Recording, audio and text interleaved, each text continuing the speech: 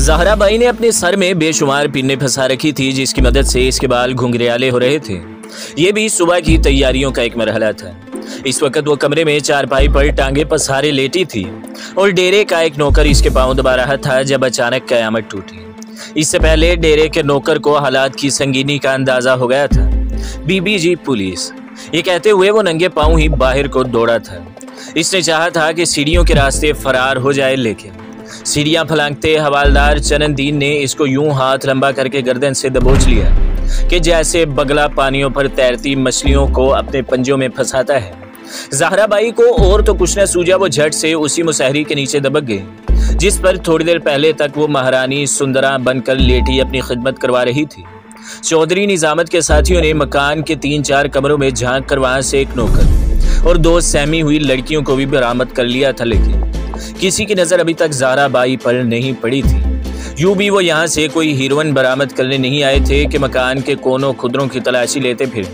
मुमकिन है वो पुलिस की नजरों से ओझल रहती और वो यही समझते कि ज़हरा बाई कोठे पर मौजूद नहीं। लेकिन जब उसकी माँ पर मुगल्लज़ात की बारिश हुई और इसने ये भी महसूस किया जैसे किसी थानेदार ने इनायत बाई की गद्दी में एक आधा हल्का सा हाथ भी जमाया है, तो बेचारी सहम कर ही बाहर निकल आई। इससे यह खौफ दामनगीर हुआ कि कहीं इसकी वजह से ही इसकी माँ की कमबख्ती ना आ जाए। इसके बरक्स इनायत बाई की यह ख्वाहिश थी कि अगर वो पुलिस की नज़रों में नहीं आती तो छुपी ही रही, क्योंकि इसके थाने चले जाने की सूरत में वाहिद उम्मीद ही ज़हरा बाई थी जो भाग दौड़ करके अपनी माँ की जान बचा लेती। जब उसने कमरे से सहमी हुई ज़हरा बाई को बरामद होते हुए देखा तो न जाने क्यों इसे गुस्सा आ गया। इसने पुलिस की मौजूदगी ही में अपनी साहबजादी को गालियां बकना शुरू कर दी कि आखिर वो बाहर क्यों आ गई। चौधरी निजामत ने सारी कार्रवाई पक्के पैरों पर की थी। उसने सबसे पहले लड़की के अगवा की FIR दर्ज करके नज़ीर मोची की गिरफ्तारी डाली थी। फिर ये इंदराज किए थे कि नज़ीर मोची लड़की बरामद करवाने के लिए उन्हें शहर में इनायत बाई के डेरे पर ला रहा था कि रास्ते में फरार हो गया, जिस पर इसने सूरत हाल से बेखबर मजिस्ट्रेट साहब से इनायत बाई और इसकी बेटी की बाकायदा गिरफ्तारी का वारंट हासिल किया था और मकामी पुलिस लाइन से 2 लेडी कांस्टेबल भी अपने साथ लाया था, जो नीचे एक आरामदेह कार में बैठी चलगोजे खा रही थी। माँ बेटी को वो लोग खासा जलील करने के बाद नीचे लाए थे। दोनों को लेडी कांस्टेबलों के साथ उन्होंने पिछली सीट पर फंसा दिया और खुद चौधरी निजामत ड्राइवर के साथ अगली सीट पर बैठ गया। सारा बाजार खिड़कियों में सिमट आया था। लोग हैरान थे कि पुलिस ने इनायत बाई पर किस तरह हाथ डाल दिया, जबकि अपनी बेइज्जती के एहसास से इनायत बाई का दिल बैठा जा रहा था। जमीन नहीं फटती थी कि वो इसमें समा जाती। ऐसी जलालत जिसका तस्वुर तो इसने भले दिनों में भी नहीं किया था, अब तो बात ही और थी। अब तो इसकी बेटी का शुमार खैर से बाजार की चंद गिनी चुनी तवाइफों में होता था। चौधरी जी, हमें तो फारग ही कर दें, हम कहाँ इन कंजरियों के साथ फंस कर बैठी रहें। एक नकचड़ी लेडी कांस्टेबल ने, जिसके सांवले रंग पर फिसलती सरचनों पर सारी पुलिस लाइन की लाइन हाजिर जवान कुर्बान हो जाया करते थे, चौधरी निजामत से कहा, मेरा तो ख्याल था आप हमारे साथ ही चलती, कभी हमें भी खिदमत का मौका दे दिया करे ना। चौधरी निजामत ने गर्दन मोड़कर इसकी तरफ देखते हुए बेहुदा सा इशारा किया। हाय चौधरी जी, कसम से ज़रूर जाती है, लेकिन मुझे आज बहुत ज़रूरी काम करने हैं। सामली सी लेडी कांस्टेबल ने, जिसके नाक की नथनी भी इसके सांसों की तरह फड़कने लगी थी, चौधरी निजामत की तरफ देखकर मुस्कुराने की अदाकारी की। ठीक है, जैसे तुम्हारी मर्जी। नौकर क्या और नखरा क्या, लेकिन अपना वादा ज़रूर याद रखना, शाहपुर की दावत नहीं भुलानी। चौधरी ने ड्राइवर को गाड़ी रोकने का इशारा करते हुए कहा। उनके ताकुब में आने वाली पुलिस जीप भी रुक गई थी। SHO चौधरी निजामत ने बाहर निकलकर दोनों लेडी कांस्टेबलों का शुक्रिया अदा करते हुए अपनी जेब में हाथ डालकर 2 बड़े बड़े नोट निकाले और एक एक करके इनकी तरफ बढ़ा दिए। हाय चौधरी साहब, भला इसकी क्या ज़रूरत थी? नक्सड़ी ने पेशावर नायका की तरह नोट पर झपटते हुए कहा। ये तो कुछ भी नहीं मेरी जान, कभी शाहपुर आओ, फिर तुम्हारी ठीक ठाक खिदमत करेंगे। चौधरी निजामत ने उसकी तरफ देखकर बेशर्मी से आंख दबाई। उसके सिपाहियों ने एक टैक्सी रोककर दोनों को इसमें सवार करवा दिया था और अब कार में दोनों माँ बेटी के साथ सिर्फ चौधरी निजामत ही रह गया था। इनायत बाई इस हादसे से कंधे संभल चुकी थी। वो जानती थी कि इस सूरत हाल से इसे चौधरी निजामत ही निकाल सकता है और यहाँ कोई धमकी वगैरह कारगर नहीं हो सकेगी। अगर ऐसा मुमकिन होता तो वो लोग उन्हें अपने साथ ही क्यों लाते। चौधरी साहब, हम तो आपके गुलाम हैं, आप कोई हुक्म करें, अगर पूरा ना हो तो आपका गुस्सा बजा है। कम से कम ये तो बता दें कि हम कहाँ जा रहे हैं। इनायत बाई ने अपने हलक में थूक निकलते हुए गुफ्तगू का आगाज किया। चुपचाप बैठी रहे, तुझे नहीं इल्म हम शाहपुर जा रहे हैं। चौधरी निजामत ने अपने लहजे की सख्ती बरकरार रखी। शाहपुर? इनायत बाई बड़बड़ाई। हाँ शाहपुर। क्या सदमे से बहरी हो गई हो या अभी तक तुम्हारा फतूर नहीं उतरा है? एसएचओ ने उसे करीबन डांटते हुए कहा। अचानक ही इनायत बाई को अंधेरे में उम्मीद की एक किरण दिखाई दी। फजल शाह यही था वो नाम जो इसे कुछ उम्मीद दिला सकता था, जिससे उसे किसी खैर की तवक्का हो सकती थी। लेकिन इसने पुलवाल के सरदारों की दावत कबूल करके अपने पाँव पर खुद ही कुल्हाड़ा चलाया था। और फिर यह कैसे मुमकिन था कि नज़ीर मोची ने अपने मालिकों को एतमाद में लिए बगैर ये हरकत की हो? उसे अचानक ख्याल आया और वो कदरे मायूस हो गई। फिर भी उसने सोचा, आखिर तो नौकर नौकर ही होता है, मुमकिन है वो फजल शाह की नाराज़गी दूर कर ले। आखिर ये ज़हरा बाई किस मर्ज की दवा है? एक मरतबा मिन्नत समाजत कर लेने में क्या हर्ज है? चौधरी साहब, हम फजल शाह के पुराने खिदमतगार हैं, आप इन्हें तो जानते होंगे। इनायत बाई ने कहा। खबरदार, जो शाह साहब का नाम भी लिया तुम उन्हें कैसे जानती हो?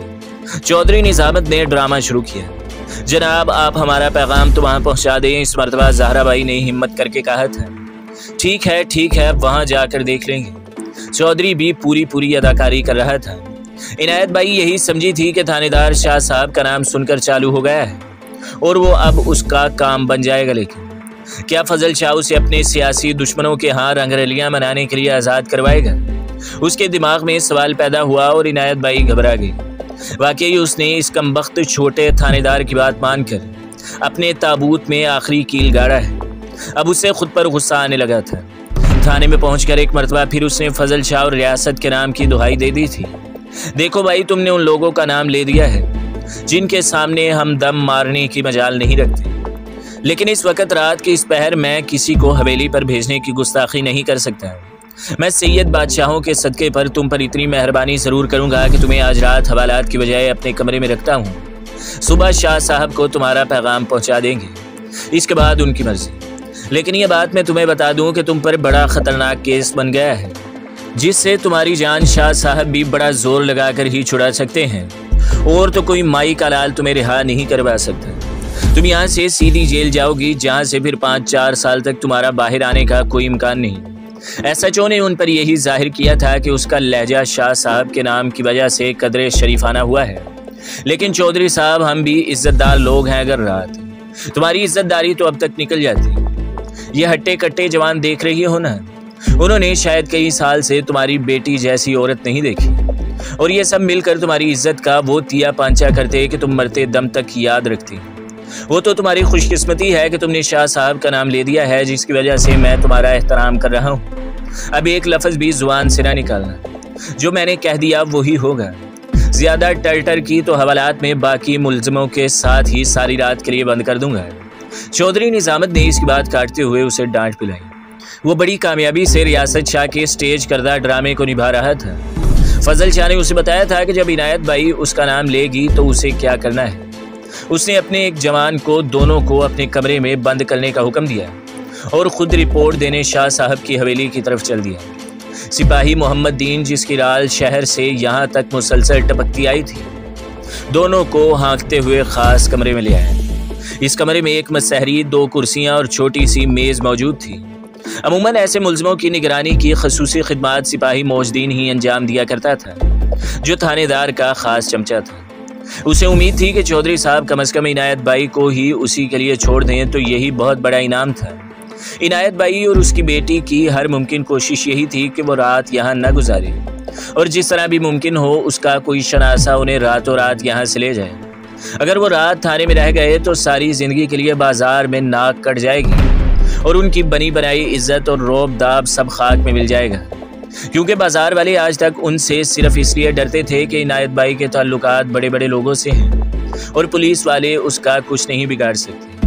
वो लोग तो उनका जीना धोबर कर देंगे। क्या नाम है तुम्हारा? कमरे में पहुंचकर इनायत बाई ने मुस्कुराते हुए सिपाही से पूछा। जी, मोहम्मद दीन।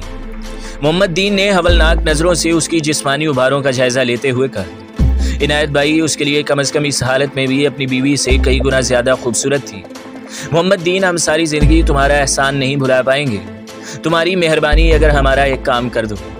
इनायत बाई ने अंदाज़ा लगा लिया था कि ये रेशा ख़त्मी उनका पैगाम शाह साहब तक पहुंचा देगा। हम तुम्हारी खिदमत भी करेंगे, तुम्हें इनाम भी मिलेगा।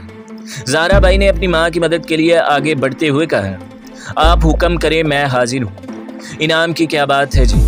मोहम्मद दीन भी ज़रूरत से ज़्यादा ताबेदारी का मुजाहिरा कर रहा था। ये लो, ये अंगूठी रख लो, सोने की है, और फजल शाह साहब को हमारा पैगाम पहुँचा दो। इनायत बाई ने अपनी छंगली उंगली से एक हल्का सा सोने का रिंग उतार कर इसकी तरफ बढ़ाते हुए कहा, ना ना ना जी, खुदा के लिए कोई और काम बताएं, मेरी जान भी हाजिर है, लेकिन इस वक्त शाह साहब की हवेली की तरफ जाने की हिम्मत नहीं कर सकता। आपका पैगाम तो शायद वहाँ पहुँचे न पहुँचे, उनके खूनख्वार कुत्ते मेरी तीखा बोटी कर डालेंगे। कोई और खिदमत बताएं, मेरी जान भी हाजिर है, मोहम्मद दीन ने सहम कर कहा। अच्छा, तुमने हनीफ खान का नाम सुना है? अचानक ही ज़हरा बाई को नया ख्याल सूझा था। उसने अंदाज़ा लगा लिया कि सुबह तक उनका पैगाम यहाँ से कोई भी शाह साहिबान तक पहुँचाने की जरूरत नहीं करेगा। वो नत्थू खान का लड़का मोहम्मद दीन ने सवालिया अंदाज से पूछा। हाँ हाँ, वही, उसे तुम मेरा पैगाम दो कि हम यहाँ थाने में बंद हैं, ज़हरा बाई ने बेकरारी से कहा। लेकिन इसका तो गांव यहाँ से 4-5 मील दूर है, इस वक्त घोड़ी ले जाना पड़ेगी। मोहम्मद दीन इस मुहिम के लिए तैयार था। घबराओ नहीं, जितना खर्च आएगा उससे 10 गुना ज़्यादा तुम्हें मिलेगा। लो, ये भी रख लो, और तुम्हें हनीफ खान से भी इनाम दिलाऊंगी। इसने भी अपना सोने का रिंग उतार कर मोहम्मद दीन की तरफ बढ़ाया। मोहम्मद दीन ने हाथ बढ़ाकर इसका रिंग भी काबू कर लिया तो इनायत बाई को यूं लगा जैसे किसी ने इसके दिल पर जोर से घोंसा मार दिया है। इसने खा जाने वाली नज़रों से अपनी बेटी की तरफ देखा, जिसने मामूली से काम के लिए इतना ज़्यादा खर्च कर दिया था, लेकिन आज इसकी बेटी को अपनी माँ की नज़रों की बिल्कुल परवाह नहीं थी। मैं अभी निकल जाऊँगा, आप बेफिक्र रहें, मोहम्मद दीन ने उन्हें मुतमईन किया। मौला तुम्हारा भला करे, हम तुम्हें कभी नहीं भुलाएंगे। वहाँ शहर में आना, तुम्हें अच्छी तरह मौज मेला भी करवा दूंगी, इनायत बाई ने बादल नखास्ता कहा। सिपाही मोहम्मद दीन ने सारी जिंदगी हराम कमाया और खाया था, लेकिन इस तरह इस पर कभी हुन नहीं बरसा था। इसके तो खुशी के मारे हाथ पांव फूल गए थे। उस गरग जहांदीदा ने अंदाजा कर लिया था कि जरूर इस तवाइफजादी का हरीफ खान से कोई नाजायज ताल्लुक है। वो खुद नत्थू खान का हमसाया और इसके साथ वाले गांव का रहने वाला था। उसे इल्म था कि नत्थू खान कितना बड़ा स्मगलर है, और उसका बेटा तो बाप से भी 2 हाथ आगे था। आज तक इन लोगों ने दौलत के बलबोते पर ही तो खुद को पुलिस से बचाए रखा था। मोहम्मद दीन को उम्मीद थी कि जब वो हनीफ खान तक इसकी महबूबा का पैगाम पहुंचाएगा तो हनीफ खान भी खुश होकर उसे ज़रूर किसी बड़े इनाम से नवाजेगा। ये कोई ऐसी मामूली डील नहीं थी जो वो महज चौधरी निज़ामत के खौफ या जज्बा ताबेदारी के तहत छोड़ देता है। उसने कमरे का दरवाज़ा बंद करके अपने कमरे में पहुंचते ही शदीद पेट दर्द का सवांग रचाया था। ऐसा दर्द उसे कभी कभी उठा करता था। अगले ही लम्हे वो थाने की सरकारी घोड़ी पर डॉक्टर से दवा लेने के बहाने हनीफ खान के गांव की तरफ जा रहा था। थानेदार चौधरी निज़ामत का चहेता होने के सबब उसे छुट्टी लेने की ज़रूरत नहीं थी। रियासत शाह ने अपने भाई फजल शाह के साथ खुद आगे बढ़कर उसका इस्तकबाल किया था। शाह जी, मैं तो समझता था कि बड़ी टेढ़ी औरत होगी, लेकिन वो तो साली झाग की तरह बैठ गई। एसएचओ ने अपनी गर्दन फुलाकर नंबर बनाने शुरू कर दिए। चौधरी साहब, असल इम्तिहान तुम्हारी हमारी दोस्ती का अब शुरू होगा। बड़े हिसाब से सारे मामलात निपटाने हैं, मेरी बात समझ गए ना? हाँ, लियो सुबह ही इन दोनों को ड्यूटी मजिस्ट्रेट की कोठी पर ले जाना। मैंने फिल वक्त 3 दिन के रिमांड का बंदोबस्त कर लिया है। इसी तरह तुम पर कितना ही दबाव आए, तुम 3 दिन तक तो इन्हें अपने कब्जे में रख सकते हो। मेरी बात समझ गए ना? और हाँ, मैं भी कल इस वक्त फजल शाह को थाने में भेजूंगा जब तुम इनका रिमांड हासिल कर चुके होगे। इसके बाद क्या करना है, इसका फैसला आने वाले हालात को देख कर करेंगे। ऐन मुमकिन है कोई नई चाल चलनी पड़े। अभी तो बहुत कुछ होना है, कहीं भी अपने मंसूबे में तब्दीली करनी पड़ेगी। लेकिन बुनियादी बात यह है कि 3 दिन तक दोनों को रिहा नहीं करना, जिसके लिए कानूनी चाराजोई हम फराहम कर देंगे। और जब रिहा करना है तो हमारी सिफारिश से और किसी की नहीं, ना ही उन्हें किसी और की सिफारिश हासिल करने की ज़रूरत है। मैं बात समझ गए ना? रियासत शाह ने उसे तफसील से अपने अगले मंसूबे से आगाह करते हुए कहा। शाह जी, नौकर हैं आपके, जैसा आप चाहेंगे वैसा होगा। ये तो आप खामखा का तकल्लुफ़ कर रहे हैं। रिमांड ना भी हासिल करें तो कोई माई का लाल उन्हें 3 रोज़ तक नहीं ले जा सकता। मेरा नाम चौधरी निज़ामत है, चौधरी निज़ामत। एसएचओ की गर्दन कुछ ज़्यादा ही फूलने लगी थी। वो नंबर बनाने के चक्कर में कुछ ज़्यादा ही वफादारी का मुजाहिरा कर रहा था। चौधरी, तुम जानते हो हम कभी खामखा का तकल्लुफ़ नहीं किया करते। मेरा असूल है चौधरी, या तो मैं दुश्मन के मुंह के सामने मुक्का लहराया करता हूँ, या फिर इसे इतनी कारी ज़रब लगाता हूँ कि वो अपने कदमों पर उठ खड़ा ना हो सके। तुम पलवाल के सरदारों को नहीं जानते, उन्होंने गुज़श्ता 3 साल में बड़ा होमवर्क किया है। अपनी शहर वाली कोठी उन्होंने सिर्फ वीआईपी के लिए मखसूस कर रखी है। उन्होंने 3 साल तक अफसराने बाला को अपना काना किया है, जिसके बाद ये लोग मैदान में उतरे हैं। ये सारी दौड़ सिर्फ नत्थू खान और इसके बेटे को टकरा देने के लिए लगाई जा रही है। मेरी तरफ से आम हालात में दोनों जहन्नुम में जाएं। ऐन मुमकिन है कि इलेक्शन जीतने के बाद हम ही दोनों का कांटा साफ कर दें, लेकिन अभी नहीं। फिल वक्त बाप बेटा एक तवाइफ के चक्कर में आपस में टकरा गए तो सरदारों की फतह हो जाएगी, जो हमारी सियासी मौत है। चौधरी, हम पिछले 50 साल से इस इलाके पर हुक्मरानी कर रहे हैं। हमारी जड़ें यहाँ बहुत गहरी हैं। कोई आम किस्म का बदमाश या शरीफजादा हमसे टकराने की हिम्मत नहीं कर सकता। सरदार रशीद ने बड़ी लंबी प्लानिंग करके मैदान में कदम रखा है। मैं उसे कभी अंडर एस्टिमेट करने की गलती नहीं कर सकता। तुम समझ गए ना मेरी बात। रियासत शाह ने अपनी आंखें दूर खिलाओं में जमा रखी थी। शायद वो चश्मे तस्वुर से आने वाली दूर की एक धुंधलकी से तस्वीर देख रहा था। ठीक है शाह जी, एक अर्ज करना थी। अगर उसने अपनी बात अधूरी छोड़ दी। शायद कहने का हौसला नहीं पा रहा था।